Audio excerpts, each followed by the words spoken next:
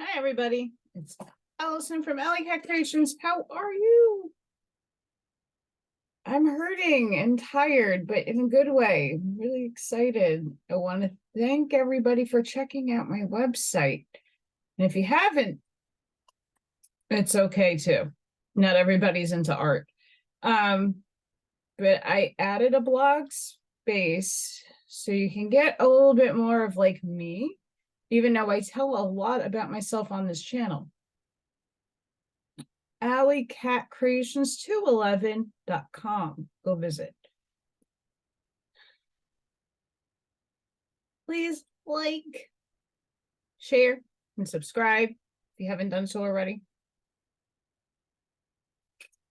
That's Jason Q's chair, by the way.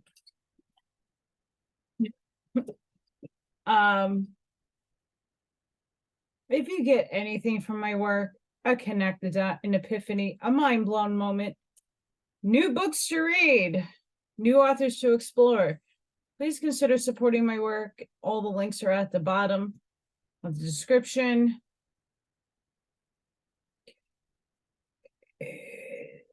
Even though I'm just launching a little mini business, I still need help.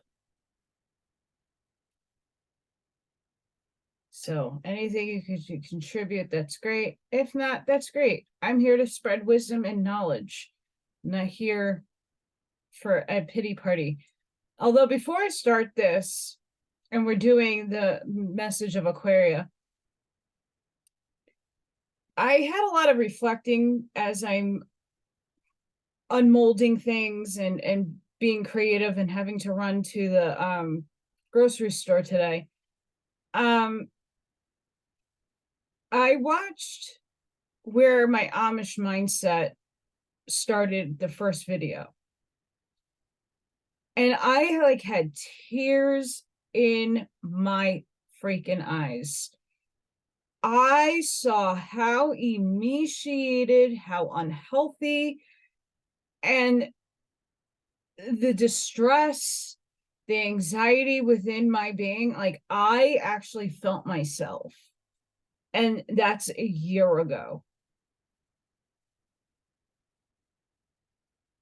It boggled my mind. It made me so freaking sad. And a lot of the points that I brought out, it might have not been worded well, but it's still prevalent today.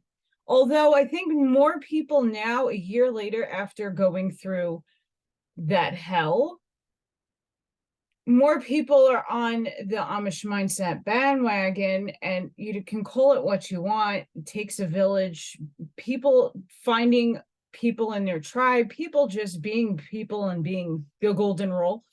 I'm finding more of that happening now than I did a year ago. So like, bravo to everybody. It really, like, I cried this morning in happy tears that I'm not like I was a year ago. But reflecting on that state, there are a lot of people in that state, and it's not a state of mind because I knew innately I was getting out of that situation. I just didn't know when. That the unknowns are the scarier part, right? It's not a fear. It's just, okay, how am I making it day to day? How, and I changed my mindset. But reality is still reality, and that's the hard part. Reality is still here. You can change your mindset to be happy and to love yourself. Absolutely do. But when you're in the thick of a crisis, and last year, if you watch the videos from last year, I was beyond emaciated. You saw my shoulder bones. Like, I have my muscle tone back. My arms were flapping. Like, there's no, I'm muscle now. I have a little chunk, not gonna lie, but I'm healthy. I was like not dying, but close to like a situation that would have just been not okay.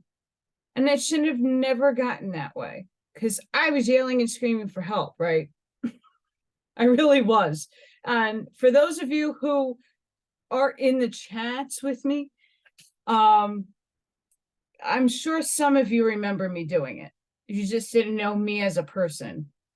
And I get it. People are scamming. People are doing some heinous things. But now I think more people have gotten to know me. I put myself out there in other avenues. So you're getting the authentic me. And you'll see, especially people that have commissioned me to do some pyramids and other work, you'll see how much of a giver and how much love I put into all my work, and how honest I am with my pricing. I'm willing to work with people. I have a reading on Saturday. Like this is the world that I always wanted it, and I'm finally manifesting it. It's a lot of work though. I'm a one-man band. But you know what? I'm reflecting on that 1 year. I'm much happier. Even though I've had another loss, my little Ethan cat, I really miss him. But I have my little Thor outside now. So he occupies my time. I wish he would come inside, but you know, I'm not free will. Do what you want, mister. But he makes my day every morning. If he comes in the morning, sometimes he comes in the afternoon. Sometimes I don't see him at all for a day, but I look forward to seeing him and sitting and having my coffee with him, sitting out my window and reflecting. Love starting my mornings off that way.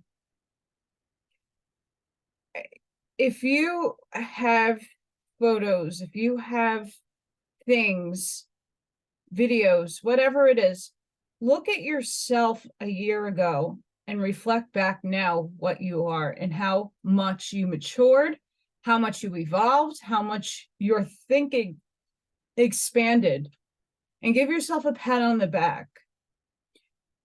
This is one of my faults, and then we'll start the book. I don't give myself enough credit for how far I've come alone and how much I did within a year. I don't give myself enough credit for it.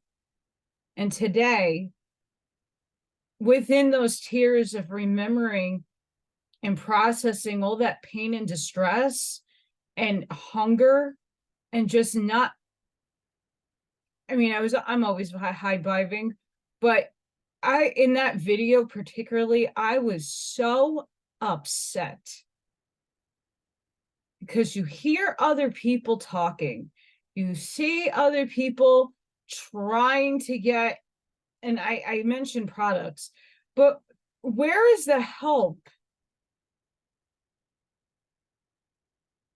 And the reason a lot of people don't know, like Jason helped me, JQ. And that's how we've grown a friendship, because we spoke on the phone. I blew his mind. I still blow his mind. He's not listening to me. I love you, Jason, but you better listen to me. I'll lead you in more rabbit holes, but everything is in divine timing.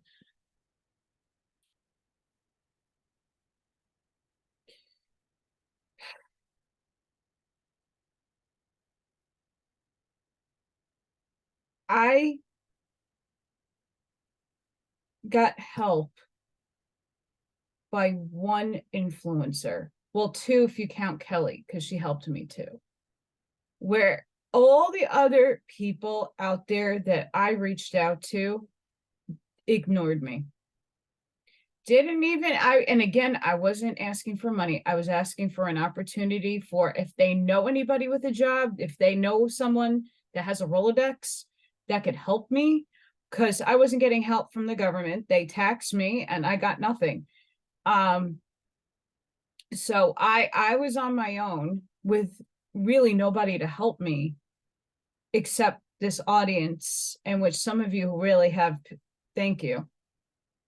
I wouldn't be sitting here today if it wasn't for the many and the amazing people that watch me. Please don't forget to continue the Amish mindset.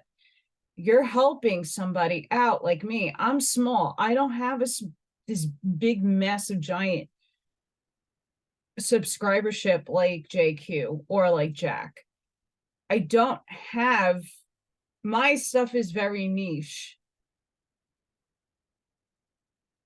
But I have a lot of different types of content on here. So if you're not into the books, I have oracle readings. If you're not into oracle readings, I have my own theories, my own little episodes that I do my rabbit hole stuff. So it's not just like listening to me reading a book. There's other things I discuss that make sense. And I'm like, as soon as this holiday season slows down, I'm hoping to convince Dina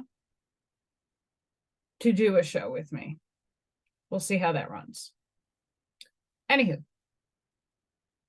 Messages of Aquaria, Mother Earth.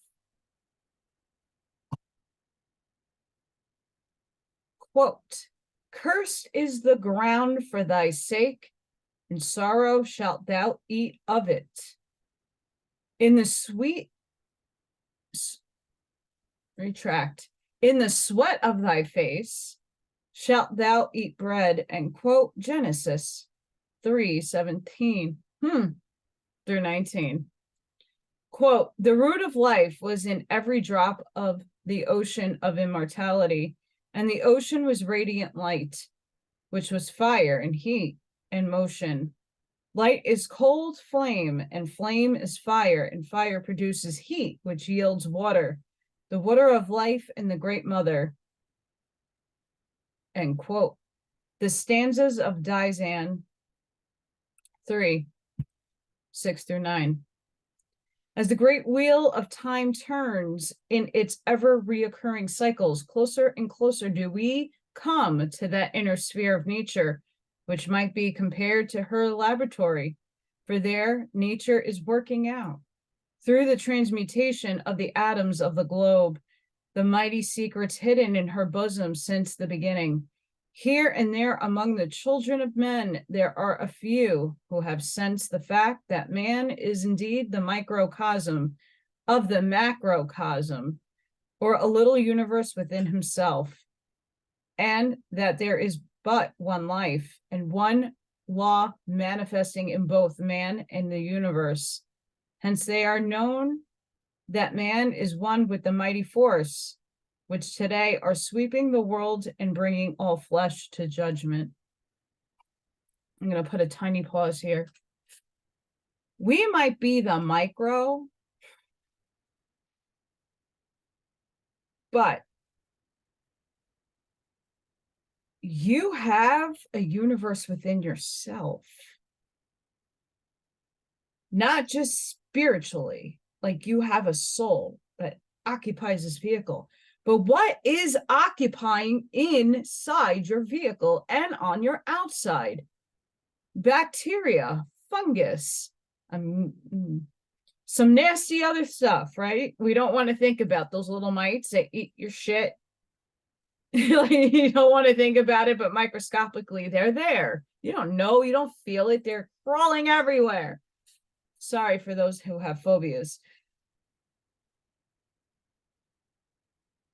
Mini micro,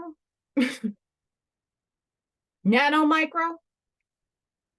So it's a perpetual universe within universes within universes, because they're conscious, sentient things just like we are, but they're living within us and on the outside of us, and it's existence.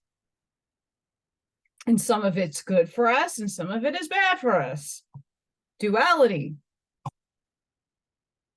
Many are sensing their oneness with the mighty struggle of the elements, which has recently manifested visibly among men as the Great World War.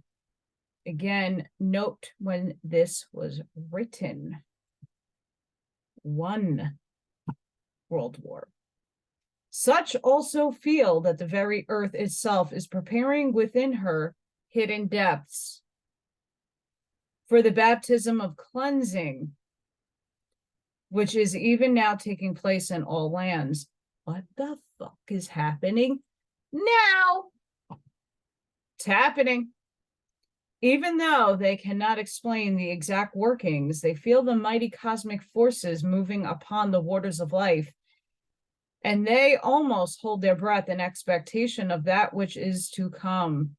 While little children, they still hold fast to their father's hand, knowing that thus they will be safe, whatever betides. Just as man's body is composed of many elements and myriads of atoms, electrons, mentoids, etc., so is the earth made up. Just as man has 7 principles and 4 bodies, physical, astral, mental, and spiritual, so our Mother Earth has her 7 distinct layers of differing qualities and essences, and her 4 bodies or kingdoms in which the elements and their constituents are manifesting. These kingdoms will call the body of fire, which vitalizes all things, the body of air, which feeds every atom of the planet, the body of water, which refreshes and quickens, and the body of earth, which supports. Each of these kingdoms is a distinct body made up of living, infestiminal, sensate lives, centers of radiant energy, yet all are interblended with and interdependent upon each other, all working in perfect harmony. The 7 principles of the earth are like 7 layers, each expressing a quality or essence of its own, which is imparted to all that comes under its influence. And these, like the 4 kingdoms, are overlapping and interpenetrating, making a harmonious whole. It is the influence of these qualities or essences of the earth entity which brings about the various changes in the vegetation and the types of living creatures and the racial differences in men. Each of these 7 layers or zones, as we will designate them, is ruled by one of the 7 divine hierarchies.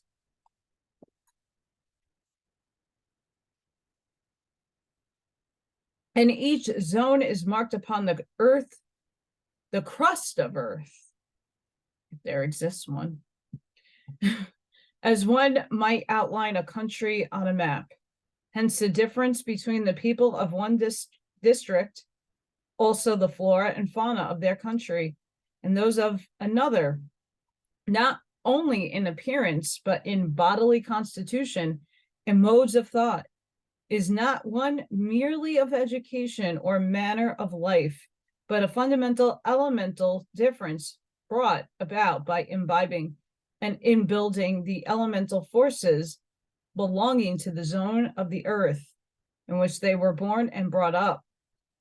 We have given elsewhere the facts as to how each hierarchy rules in succession, while the others become subservient during such rule.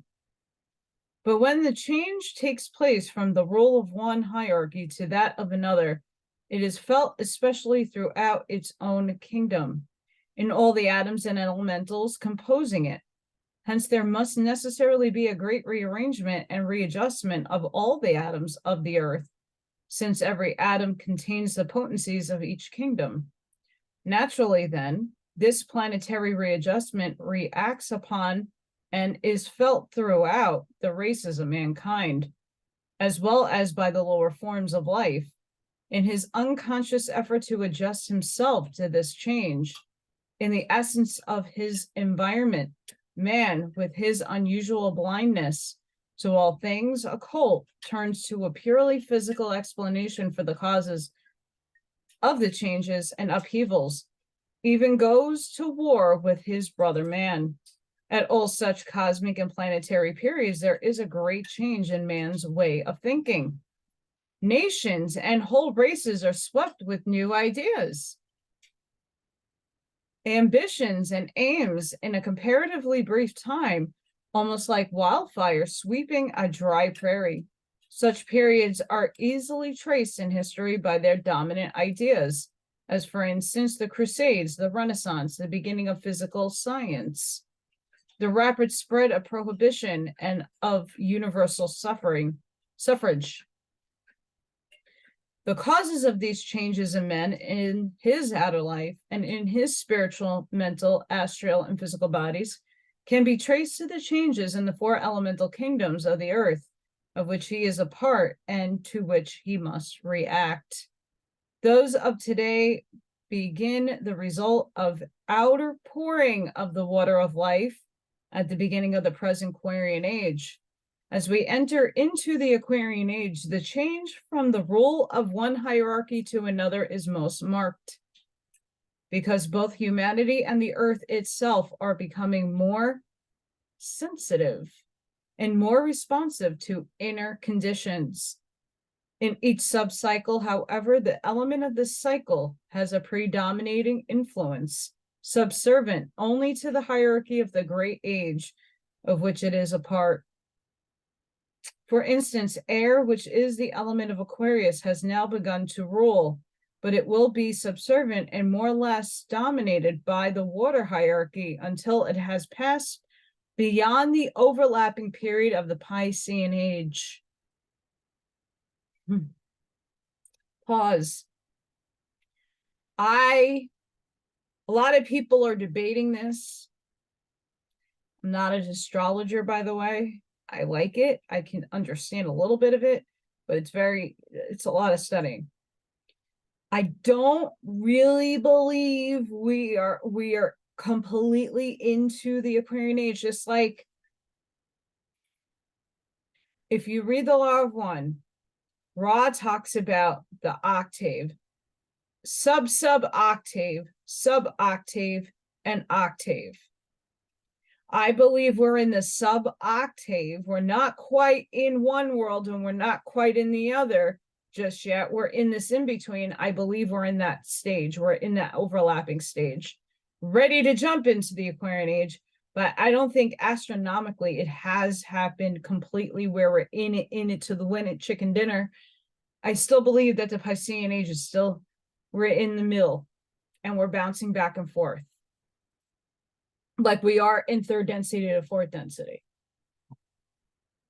It's all a state of consciousness, but like astrologically speaking, I don't believe we're completely in the Aquarian age.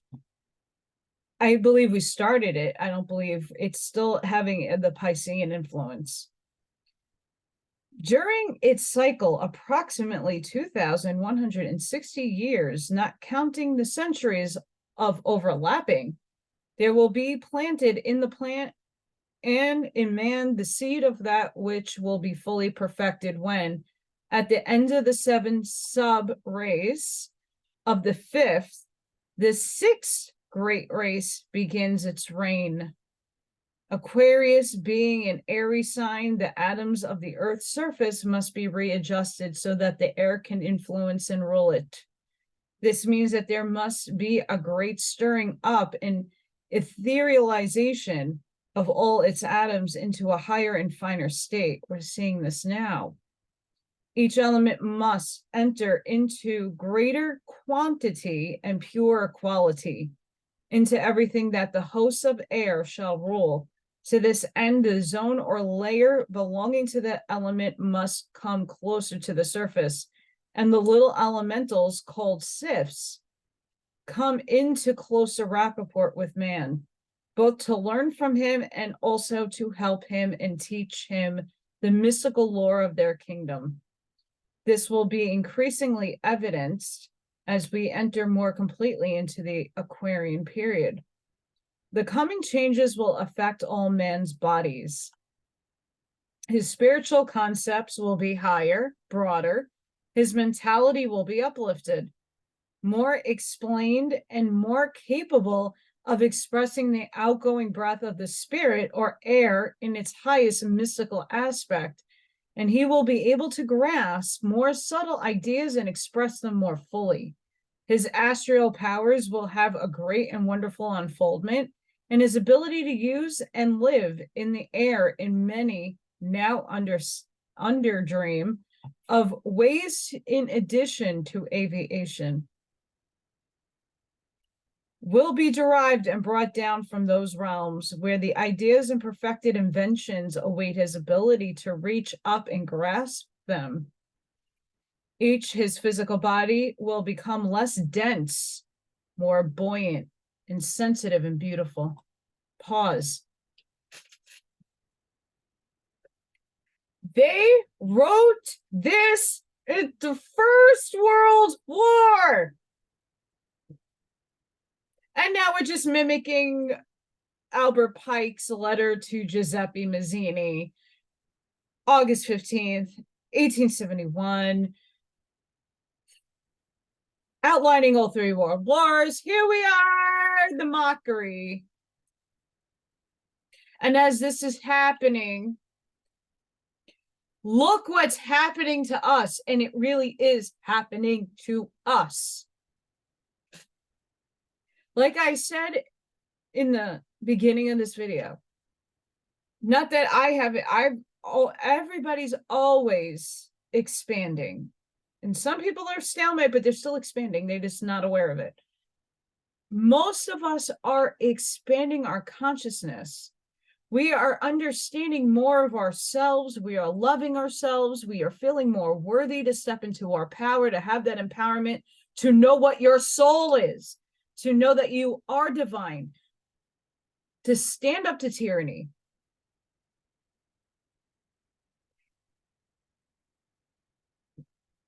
The energy that runs through me is ridiculous. The other day I was sitting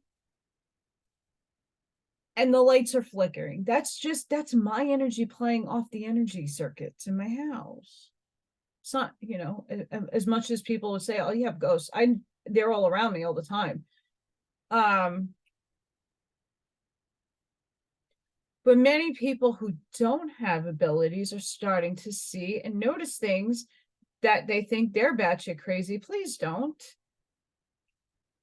If you see things out of the corner of your eye and it goes through it, you're seeing spirit. You're seeing energy. Don't be scared. There's nothing to be scared about. They're not there to harm you. They're just going through their own little thing. And if you happen to notice it, cool. See, you're seeing in 4D. Congratulations. We're moving on up. And they're telling you here, and this was again written in the First World War era. How do they know? But we're going through these changes now. So just live your everyday life. That's all you are required to do. Do the good things. Do the inner work. I'm going to preach that until everybody starts doing it.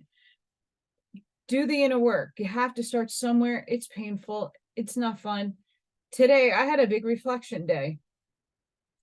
Seeing that video triggered a lot of not sad. I mean, yeah, I was sad to see myself in that state, but I gave myself so much kudos for how much I've grown and how much I proved to myself that I am capable. I am worthy. I can do it. I can overcome my obstacles. Is without expectations. I did it. And I'm still mulling through it. It's only a year. Things have, things are not easy for me right now either. There's a lot that I need to get done, and it's just finding the right people before winter. Anywho, during the Aquarian age, man will advance enormously in his conception of brotherhood and true humanitarianism. You don't say, RV. And flying saucers. and aliens. In fact, it is in this period that the great teacher must come to pour out the water of life on humanity and to impart to it higher ideals and concepts of life, and to teach how to bring them forth. Also, being a feminine cycle, a woman must begin to take her true place. But just as Jesus set for the Piscean age the ideals which only the comparatively few have been able truly to manifest since, so must we not look for the glory of the Aquarian age until we have had many a hard struggle in subsequent incarnations.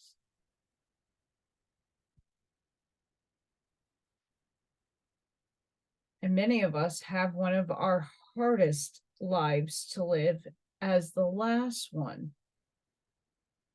And just know, as much as it pained me to watch myself today, I don't watch my videos often. I do go back.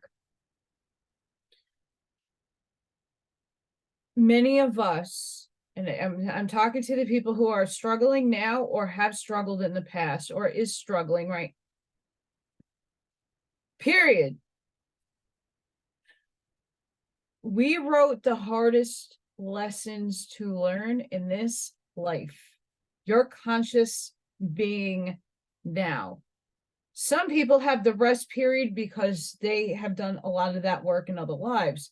Many of us have the hardest challenges during this one because we're not coming back. And we got to get in as much as we possibly can so we don't have to come back. And not say we're coming back to 3D Earth. That's going to be goodbye.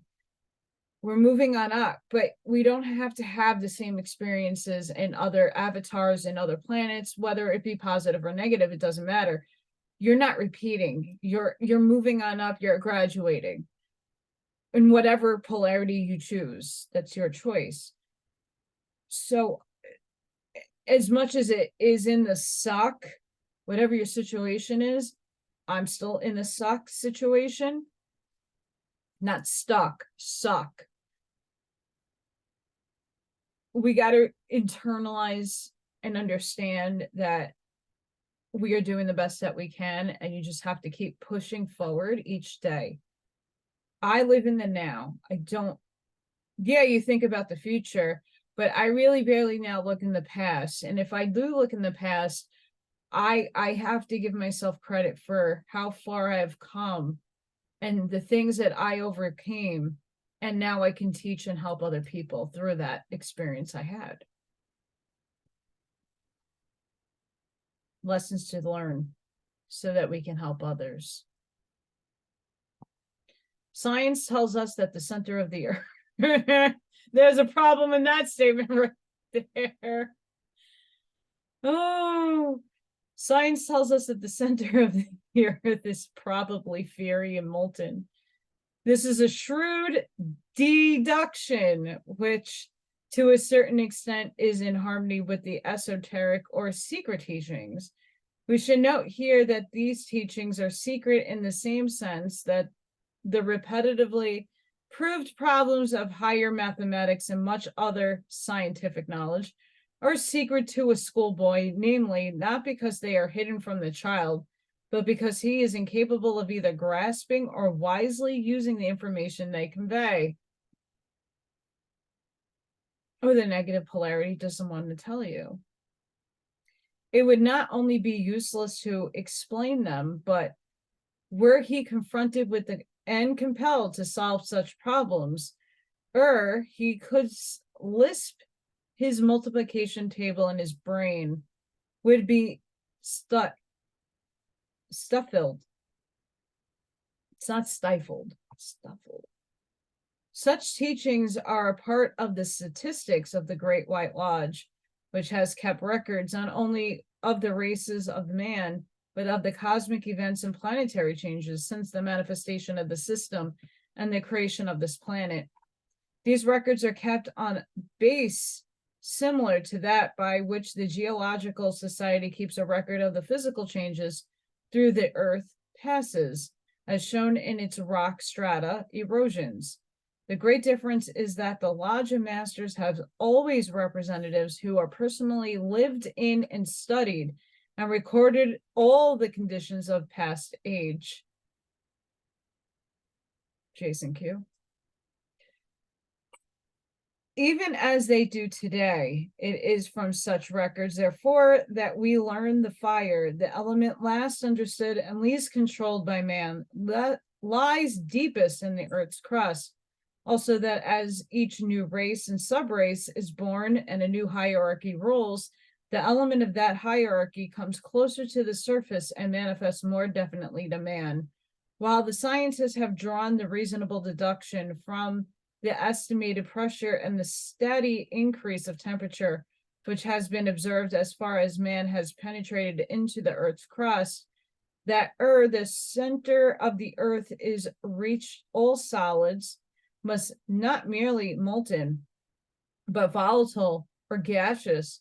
They are still far from the true solution. To be sure, as far as we have descended toward the center of the globe, the temperature does not increase, and the esoteric teachings tells us that the core of the earth is fire, but something far more than fire in the sense in which the scientists of today understand the term.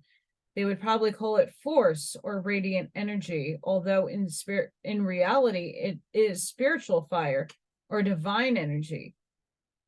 It is the divine life which gives the earth as a living, breathing entity its life force. For without this core of radiant spiritual fire, the earth would be a dead planet. Man also has within him the same spiritual fire manifesting as radiant life energy. Mic drop. In referring to the earth as a living entity, do not get the idea that it is a form shut up in this sphere of energy at the center of the earth, or that the varying forces of the planet are confined to particular zones, any more than it could be said that the soul of man was shut up in his heart, and that the bones, nerves, muscles, blood, breath were marked off and confined to separate areas in the body. No part of the body is without these, although each has its special zone of manifestation. Just so it is with earth. For while the zones are marked off distinctly, still the forces and essences of each are constantly changing and interblending. The life force is penetrating every atom, piercing through dense matter and bringing forth both within and upon the planet. Each of the four elements which constitute the four kingdoms or bodies of the earth is a servant of the divine one life. Each element is composed of myriads of elemental lives. The elements, which are the ingredients that are continually being transformed and transmuted as they are built into every changing forms of nature. When we speak of the nature elements, we must not think that each flower or blade of grass or grain has a separate elemental spirit informing or connecting with it, but that all flowers, grains, etc., of one variety or each of them under the guidance of a living sentient being who directs their activities of growth, form, color, perfume, towards perfection, that they may accomplish their part in the evolution of the planet and of man. For there is no form of growth that has not its special and necessary part to play, either in the preparation of the soil for more advanced vegetation, to feed man or the animals, to furnish him healing forces, or some other definite work to accomplish. Each the humble sagebrush, which covers the most barren and desolate regions of the western states, is doing valuable and constructive work in adding humus where no other plants will grow, in preparing the soil to produce more useful crops. And even the sagebrush itself contains many medicinal properties useful to man. Other vegetation in arid regions, such as cactus, yucca, mesquite, has its particular work in helping to redeem the soil and preparing better conditions as others helps for man. All this is not accidental, but is part of the divine plan, brought into manifestation through the guidance of the hierarchies of elementals working under the divine law, each lower order receiving its guidance from the one just above. These nature elementals are to plant life what a group soul is to a species of animals and the individual soul to man. Simply higher grades of intelligence, all working under the hierarchies of their own rays to perfect everything in that ray so that it may blend with the others into the one white light of divine manifestation.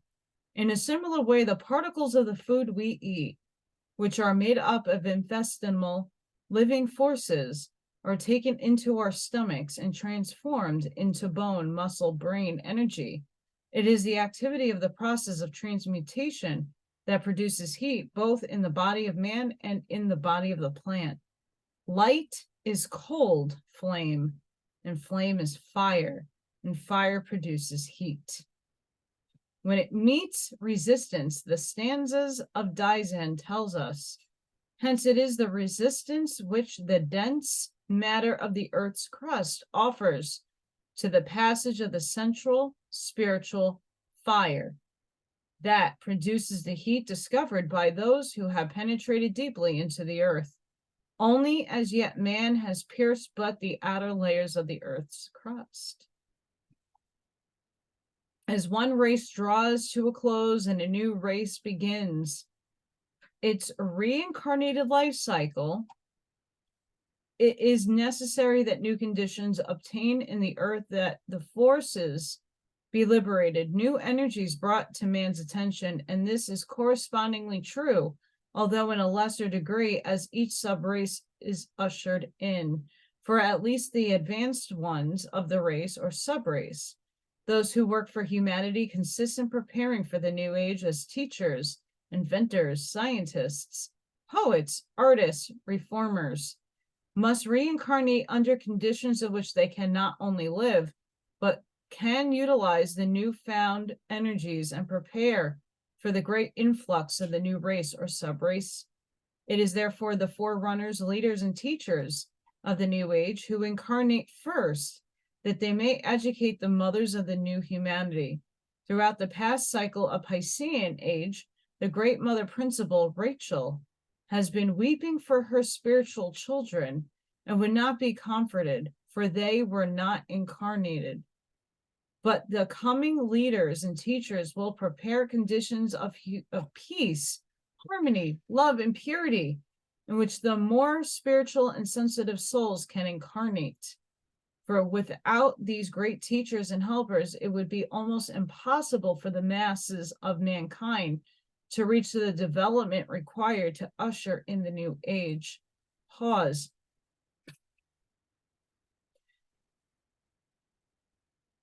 We're in this stage now. And as much as I am for homeschool, but I am also not for homeschool because not everybody's life is ideal. When I was in a situated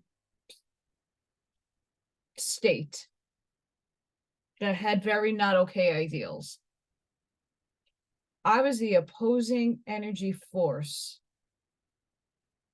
that gave children that were advanced in spiritual energies a chance. I held space for them. I held the light for them. And that's my biggest mission in career reality, matrix reality here.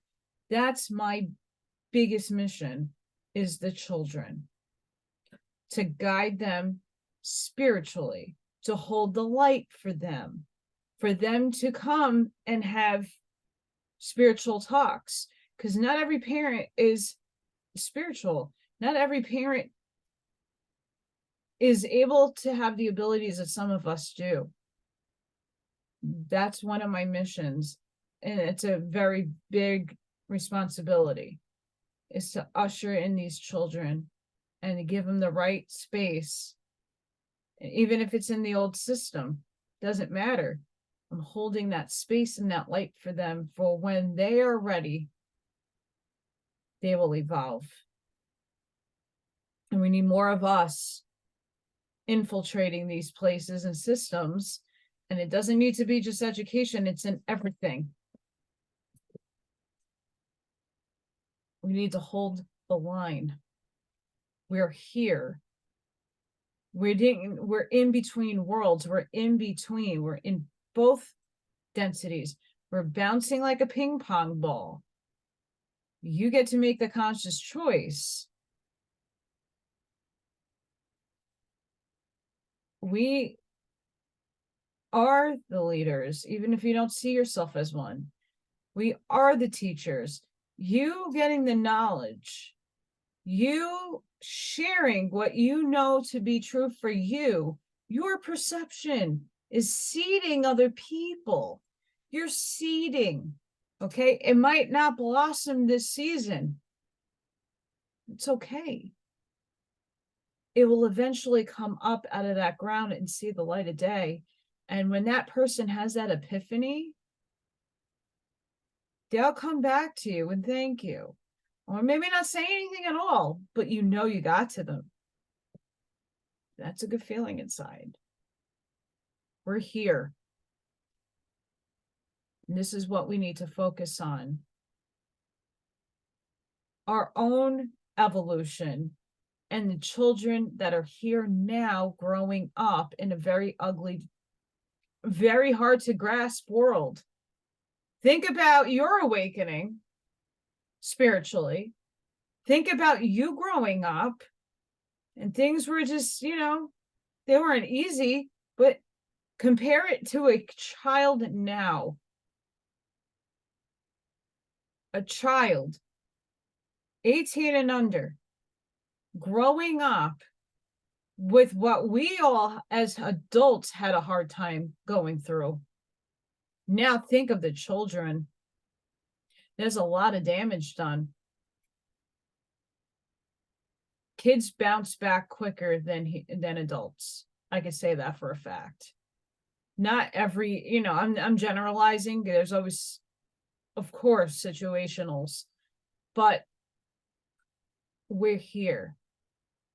Most kids are already upgraded. They're waiting on us to understand. Each of those children contracted to come into this life through you. They chose you. And if you are older and you have grandkids, your grandkids chose you to be the grandparent. They chose you for a reason.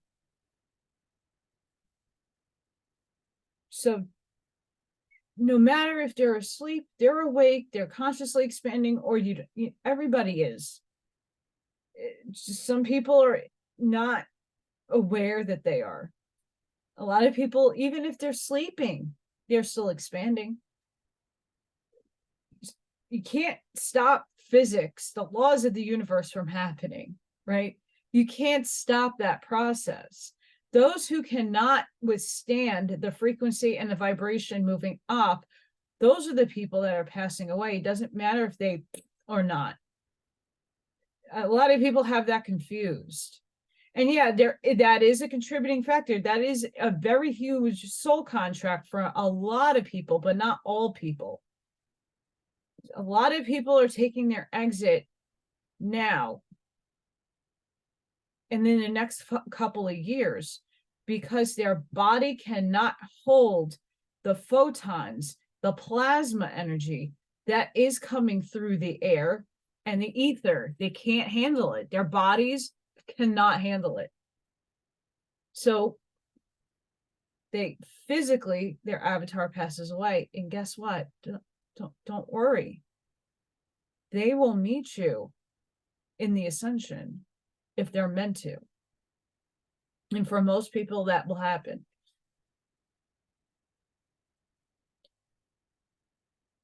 Again, recognize that you have to detach.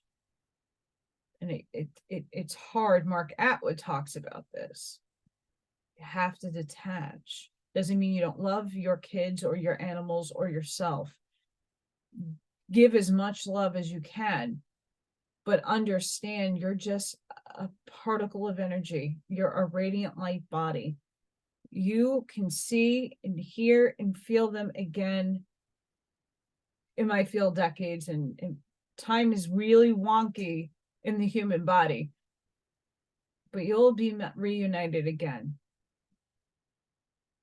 Don't think you won't. But we're here on a journey. This is school, and we individualize to do this. And this book keeps just blowing my mind away. If man fails to, if man fails to face these problems and consciously recognize and utilize the finer energies of the earth to bring about the necessary adjustments, then in some ways, the great law will work out the problems without or even in spite of him. For Mother Nature attends to her needs and adjusts her focuses and forces and atoms in many ways, often through great wars, storms, floods, upheavals, and cataclysms of various kinds. But however it occurs, the outer surface, which the human race up to the present has tilled, polluted, and well nigh exhausted, must be broken up so that the new energies of the deeper layers may be utilized.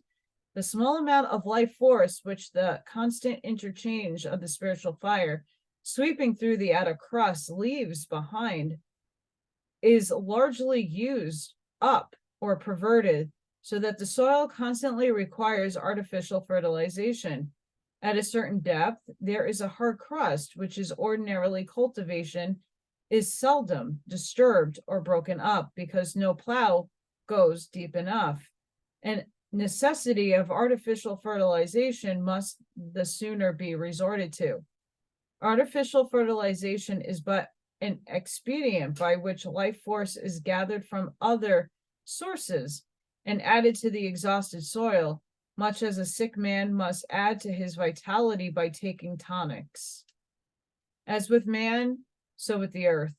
As we have said, in speaking of the dynanosphere force, the earth normally develops everything from within herself. The life force sufficient for all it wants is stored up in its hidden depths.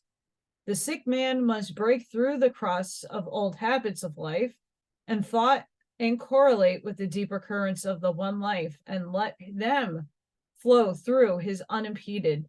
If he would conquer disease, and for the planet, the old used up crust must be broken, slawed off, or in some way disturbed so that the one life manifesting in the deeper layers may come to the surface. Below this layer of crust, or hard pan, as it is called, the roots of grains, vegetables, and many fruit trees cannot penetrate, hence will not flourish without the life force being supplied in an artificial way. Today, the surface of the earth is not only depleted, but it is saturated with the bloodshed in all the wars of mankind throughout the ages, all the vibrations of inharmony, selfishness, and enmity, and all the effluvia and offscouring of man's impurity.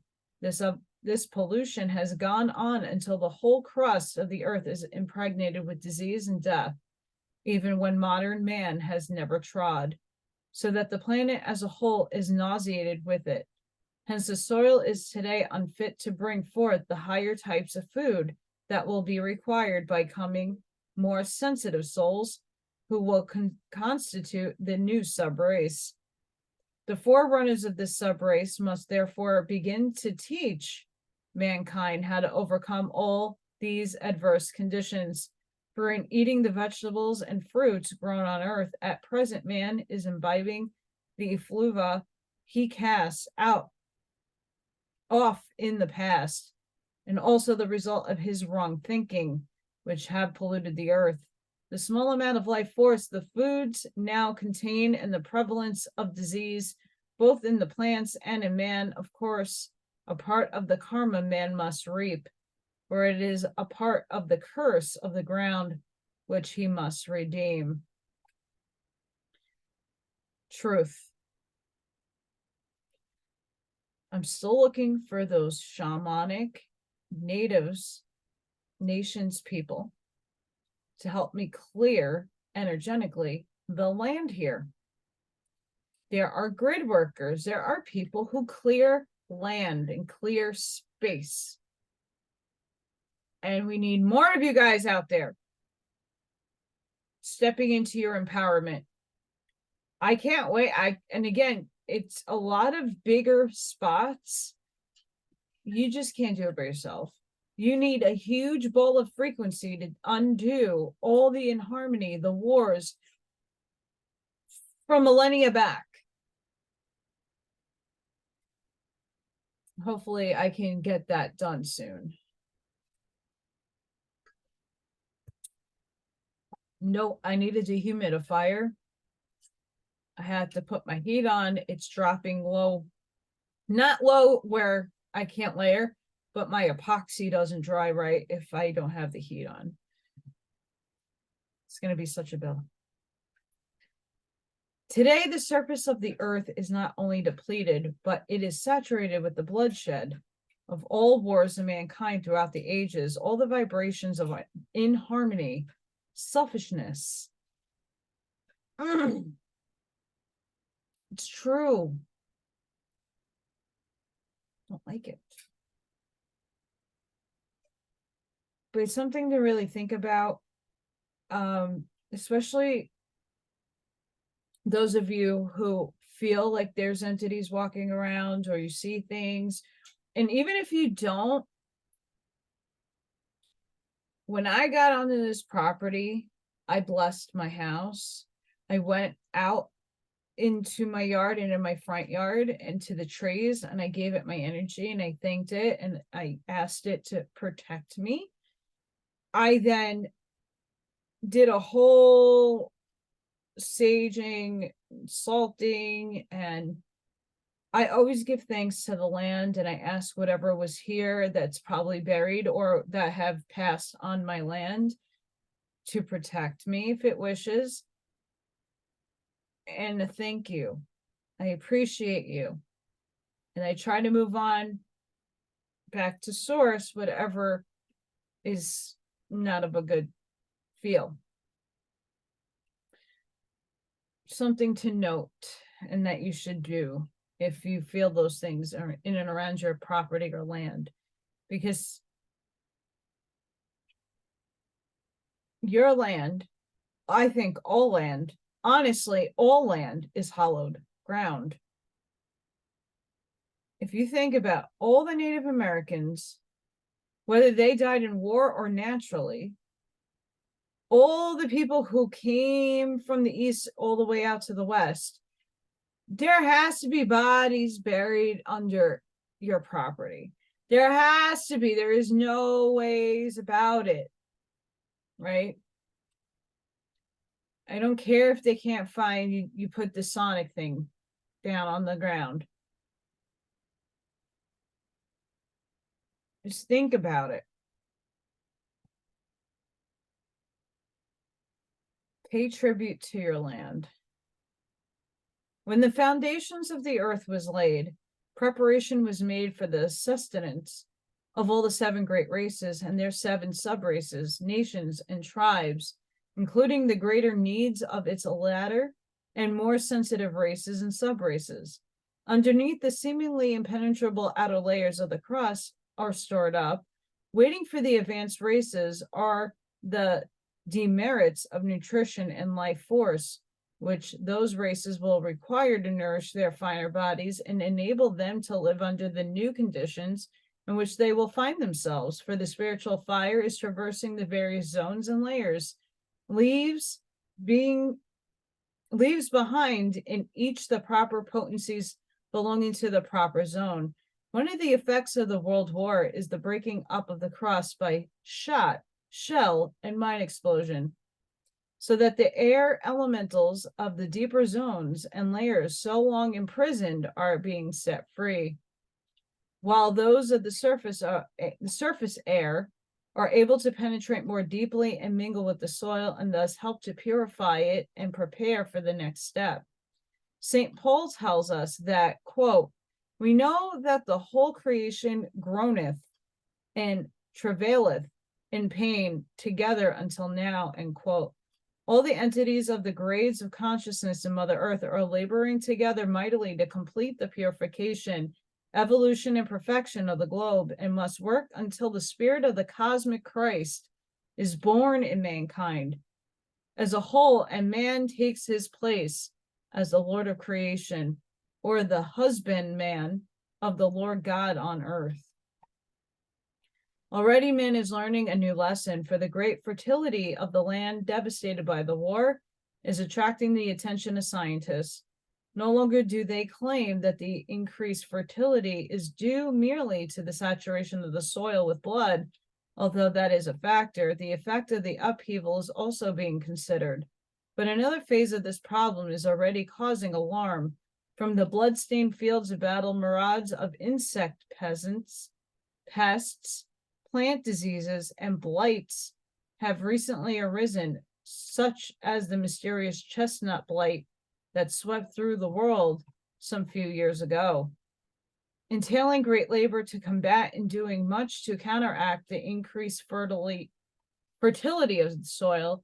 The occult student will quickly recognize that these pests are simply materialized expressions of the perverted life force and inharmonious and destructive thought forces. The devil is here. The demons are here. And then you think about it, and Freddy Krueger! Halloween's coming. Which have been accumulating in the astral and now precipitated upon Earth. Man must learn to draw upon the inexhaustible resources of Mother Earth and to remember that the creative forces poured out upon her in the beginning still vibrate through all the kingdoms of nature and will go on and on vibrating and creating and recreating as long as the planet endures. When man awakens to these mighty truths, he will no longer believe that it is the bloodshed on the battlefields that really enriches the earth, for this is but the life force which has passed through the human organism and is filled with the waste products of man's body, and its emanations are impressed within the misuse of his forces.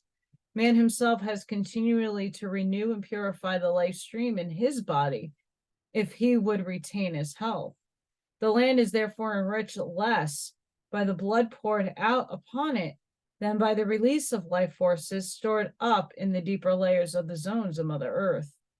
As he awakens to these forces, man will also find an explanation and cure for the ever-increasing menace of the insect plagues and plant diseases, which has had such a sudden and enormous increase in all parts of the world since the war. These have ravaged the world's crops until the agricultural authorities have issued warnings that man will have to fight a battle royal with these perverted forms of life if he would enjoy the increase of his labors. There is therefore a reasonable basis of truth in the predictions, as many astrologers, that the world war will be followed by a great famine over all the earth. Even the increased crops that are raised being devastated by storms and pests. Hi, everybody who follows the 17th letter of the alphabet. Get your Patriot box today. 21 meals. Make sure you are stocked. Blah, blah, blah. You hear it all the time. And yes, you should have a stockpile. No one's saying not to. But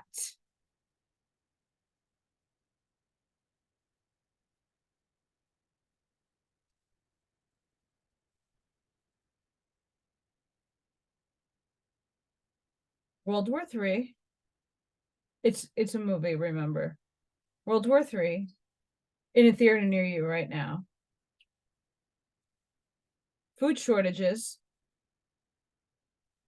It's going to continuously happen in different areas, like chicken and the meat, but also, you know, they're going to find listeria in salads, and they have been.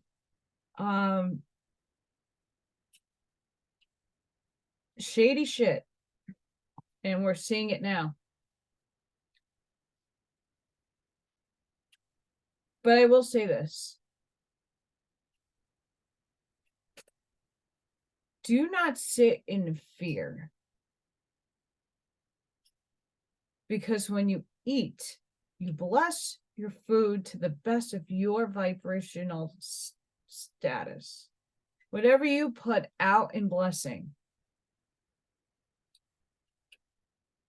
when it goes into you, you transmute.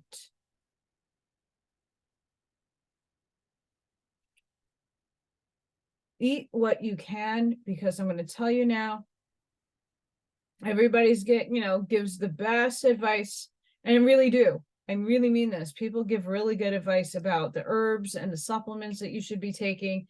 That's great. But there are people who did not sign up to have money to afford these beautiful, should be free products. Whether it be the Celtic sea salt, whether it be iodine, whatever it is, right? They're overly priced. Well, if you want to be healthy, it's a fucking money grab in my most New York accent you could possibly get. And no offense to people who actually harvest and sell at a decent price. I'm just saying there are people, and I can go back to my last year's video. No one was buying me Celtic sea salt. No one was buying me Himalaya pink salt. No one was helping me when I look like a skeleton. Right? But if now multiply my situation by 12 million people who are not being fed properly, who cannot afford healthier food, who don't have the space to plant their own.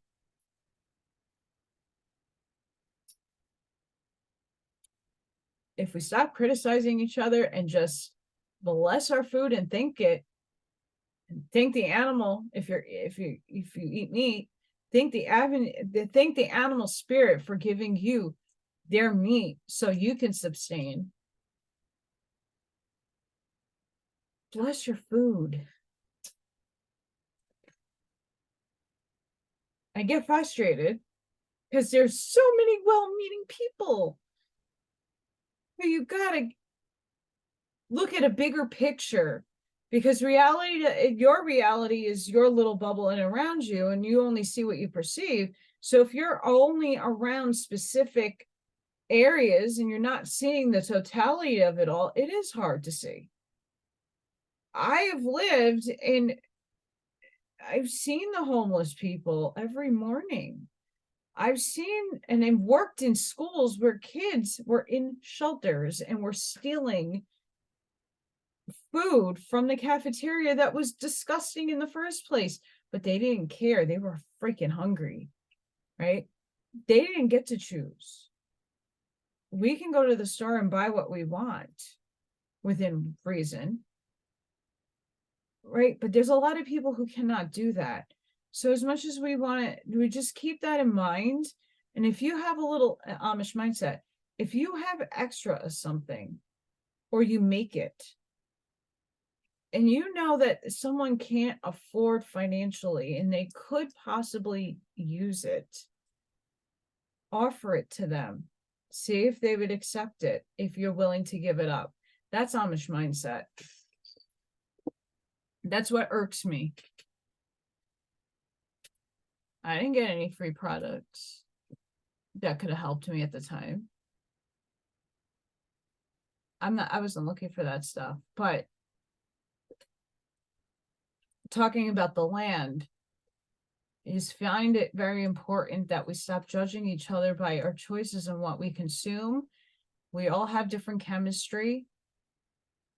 We all do our best, and that's all is expected of you. We YOLO once in this vehicle. And sometimes it's okay to enjoy that cake or that cookie or that drink or whatever it is that you like to consume. We're entitled to be happy. And if that little something every once in a while makes you happy, why not? I live without taking too many things seriously, because when I take things seriously, I get amped up. Very amped up. But as long as man remains ignorant of the resources hidden in the depths of the earth, he must continue to suffer from the curse. Quote, cursed is the ground for thy sake, in sorrow shalt thou eat of it all the days of my life, end quote. As much as the pests are the manifestation and embodiment of man's inhumanity to man, together with his waste and perverted creative powers, which have been accumulating in the astral, they will naturally be enmity with man, their creator, until he learns how to utilize the forces of one life, both in himself and in the planet, to protect himself from these enemies of mankind. But if he is to understand wisely how to prepare the earth to raise improved foods, not only for the millions who have made great sacrifices that peace, justice, and righteousness may prevail for all mankind, but also to prepare for the more advanced souls of the new sub-race, who will require pure, more nutritious, more concentrated, and more life-giving forms of food, he must learn that it is necessary to break up the soil to the depth never before attempted. He has never made a start in this direction by planting his orchards with the use of dynamite, and he finds that they not only make a 3 years growth in 2, but only better able to resist both insects and disease. This must be done not merely to allow the roots to strike deeper and to draw the water to them by capillary attraction through the loosened soil, but to permit the readjusting of the elemental lives within the crust of the earth, that the new order of vegetation may be ushered in, and that he may intelligently hasten the day when the desert shall bloom as the rose. For only when the quality of life-giving properties of vegetables, fruits, and nuts have been thus increased, purified, refined, and perfected, can a strictly vegetarian diet satisfy the needs of all classes of mankind. Such perfected foods will not only be disease-resisting, but they will be disease-preventing when eaten by man. Another lesson that man is southern climates must learn is that soil requires cycle of rest and recuperation. Even though the climate makes it possible to grow crops almost continuously through irrigation and other methods of forcing, the enforced rest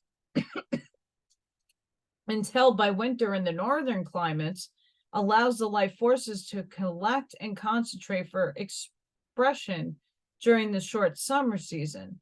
The life force manifests in fruits as flavor, aroma, and satisfaction of taste, and in flowers as perfume, purgency. Flowers growing in mountainous regions where the altitude is great and the season short are usually far more vivid and brilliant in their coloring than those grown in low altitudes and where the seasons are long. Also, it is well known that although southern fruits may be larger, they are usually coarser in fiber, and although they are more attractive in appearance, they lack the flavor and satisfying qualities to be found in northern fruits. Just as the northern flowers make up in perfume for their smaller size, less showy appearance, and shortness of their season. In the beginning of the race, all these things were taught to infant humanity by the superhuman and godlike beings who came to this planet for the purpose of instilling into the minds of men the essence of wisdom and instructing him in all the arts and sciences. It is this stored up fund of knowledge and wisdom upon which mankind has been drawing during the succeeding ages as the evolutionary changes demand it, and the more advanced minds were able to correlate with it. Scientists might say that man, by the development and use of the mighty intellect, has discovered new forces and new ways of using force previously unknown, but the occultist knows that all things were provided for men's use during the first 6 days of creation and manifested during the first 6 sub-races of the third great race, Lemurian. For it was only then that the earth was materialized into solid form. Then during the 7th sub-race of the Lemurians, there was a long golden age or period of rest, while the planet was being further cooled off, materialized, solidified, and beautified for man's occupancy. We are told that God created every plant of the field before it was in the earth, and every herb of the field before it grew. Thus, even before the earth was materialized, every condition, force, and material needed for the evolution of the earth itself and for the evolution and spiritual unfoldment of all races and sub-races of men was prepared for in advance. We are also allegorically told that out of the dust of earth, God made man, as well as every tree and herb and living creature. This, of course, does not mean that God gathered up a handful of dust and fashioned man out of it, but it does mean that the divine ideation through the creative power of the cosmic consciousness and the manifesting power of the one life first conceived the idea and projected it into objective manifestation through the outbreathing of the great breath, first of the earth and all things pertaining to it, and finally of man himself, all fashioned out of the same fundamental and undifferentiated cosmic substance, and then clothed in a body of flesh, composed of earthly substances. All these manifestations of the divine were vivified by the same divine life force, which we call the Christ force, because it is the only begotten Son, or the only outgoing current of divine life force sent down into manifested cosmos to be its life and aid in evolving Godward. This divine Christ force must therefore be present in every molecule of the earth and in everything brought forth from or upon the earth. We therefore know that the life force is stored up in the various layers and zones of earth, waiting to breathe forth in every day period and sub-race the forces and products needed for that day or sub-race. As we have been passing through the dark night period, dark night of the soul, which always separates one racial day period from another, the period during which the scavengers are at work gathering up the debris of the last day and cleansing the earth for the new, we look forward with faith to the new day now dawning. Instead of bewailing the passing of the old and being appalled by the outlook, we should turn our minds towards finding the open sesame that will swing wide the doors of God's storehouses, where he has laid up for this particular time all the humanity needs. Therefore, if man would be the child of the new age, he must begin at once to be acquainted with the mystic potencies of Mother Earth, and to correlate with the elemental lives which do her bidding and which she uses to bring about her miracles. Let man ask seriously what she holds for him. Let him step out of the rut of the commonplace and experiment, and he will find out that the truth of that which is told us in the voice of silence. Help nature and work on with her, and nature will regard thee as one of her creators and make obedience, and she will open wide before the portals of her secret chambers.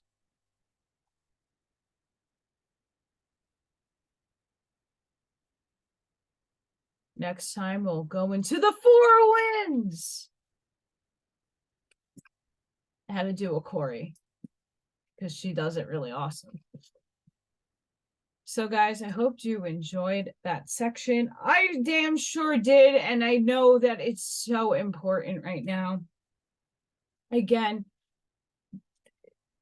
what I find fascinating about the Curtises and some other authors, they were way before their time in their thinking and their conscious expansion.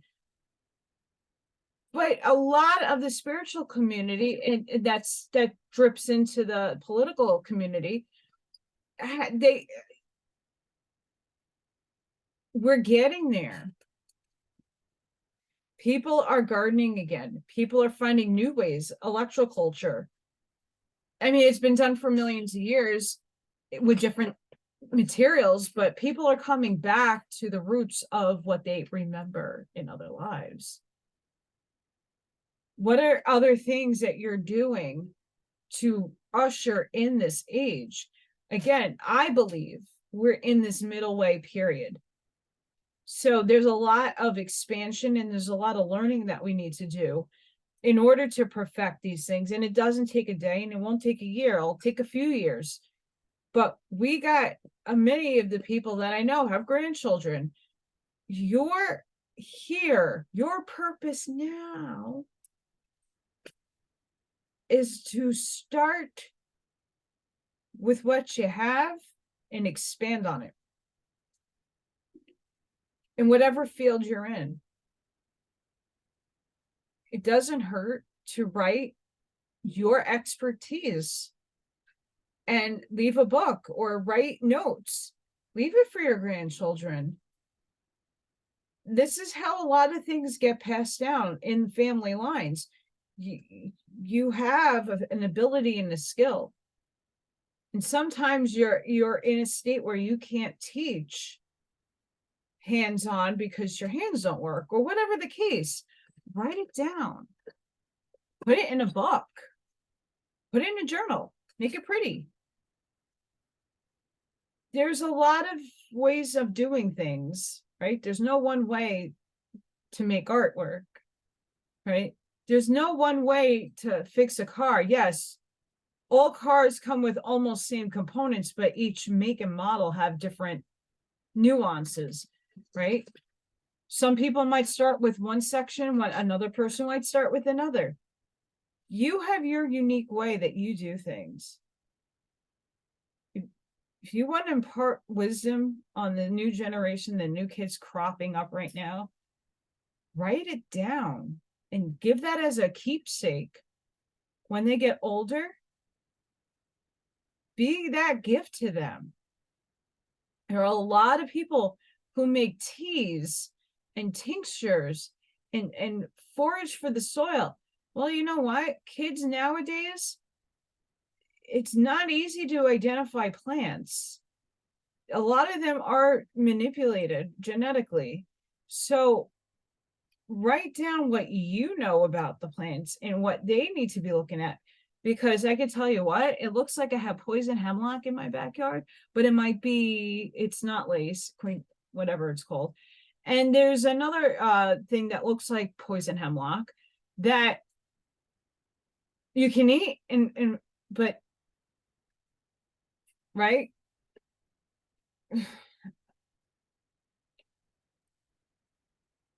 The things that we have, we need to learn. And not everybody in a city will know of foresting. I know people that do mushrooms. But if you were to be left in the woods, a lot of people who have never grown up in the woods don't know. Be that grandparent, if you have those experiences, to write it down for them, where they can see it and understand it. And that will be your legacy to leave to children. Whether it be gardening, whether it be anything. I think the biggest problem nowadays I hear from people is like, the kids are really lazy and the kids are this and the kids are that. Well, here's the problem. I'm going to be squarely honest and I'll end it here.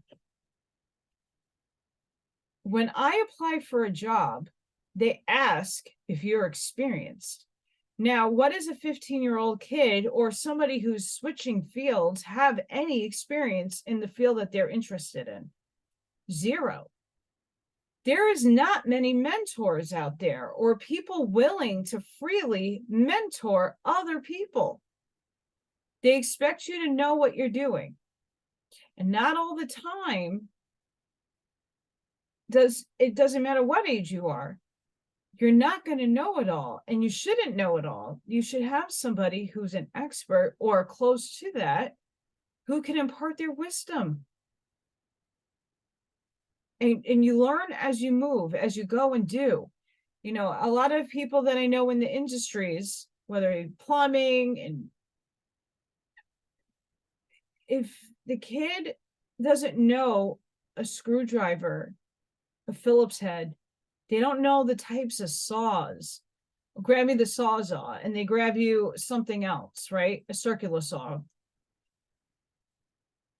They're not stupid. No one showed them. No one taught them that the differentiation of different things and tools. This is the problem. Then they get angry. Well, that kid's lazy. Well, you just didn't give that kid the opportunity to learn, because you need a job done. Well, I need it now. I need somebody competent. I definitely understand that.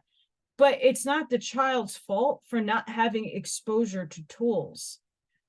I'm just giving that as one example. My father was having that argument with me. Well, no one around here knows what they're doing. The kid didn't even know I asked him to grab a Phillips head, and they didn't grab me the right. So I said, Dad,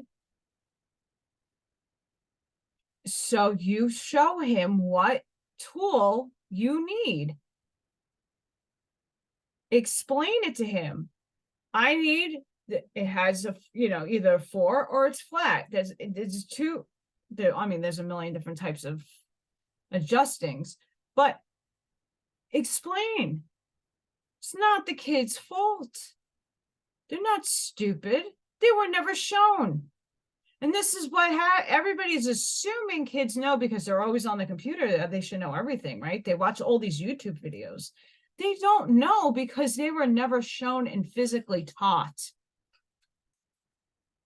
So if we, us, the adults, want to be game changers and stop judging children for the lack of skills, it's because no one's showing them the skills. I had shop class in junior high school.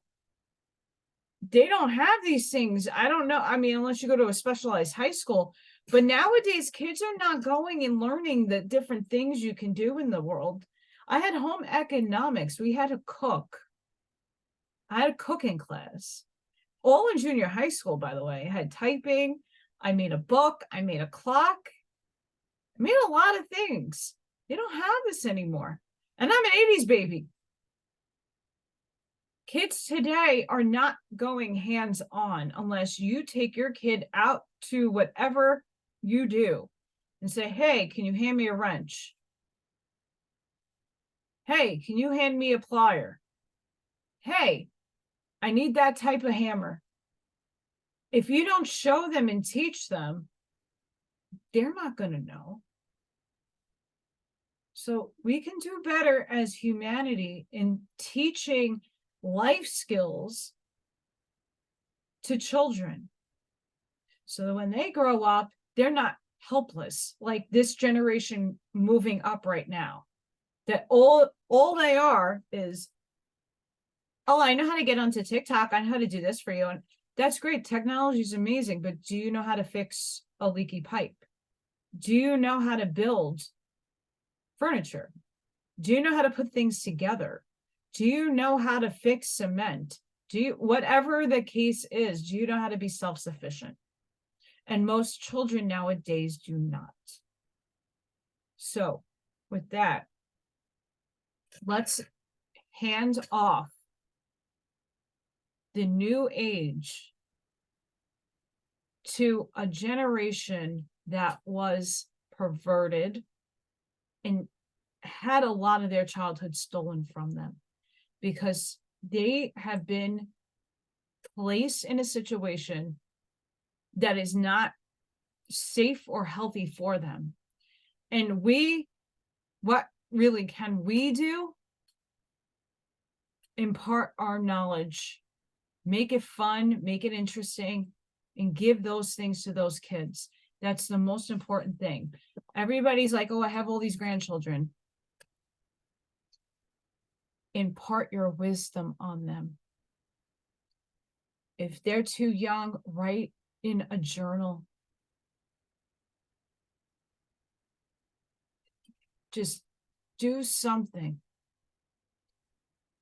Because this is what my mission is to go back into the schools or in any situation with children that I can hold space for them and give them the life skills like I was always doing, calming them down and training their minds to look objectively and subjectively and take the bird's eye view. I deal with a lot of emotional children. And once I'm done with them, they're calmer. They think before they act. Those are skills as well. Let's leave this next world that we're all transforming together and handing it off to children now here. Let's give them the better future. So with that, I hope you enjoyed. Please don't forget to like, share, and subscribe. I know this is a long video. Sending each and every one of you love, light, protection, and shielding. Please have a really safe rest of your week. And don't forget to check out my website. If you're interested, it's okay if not.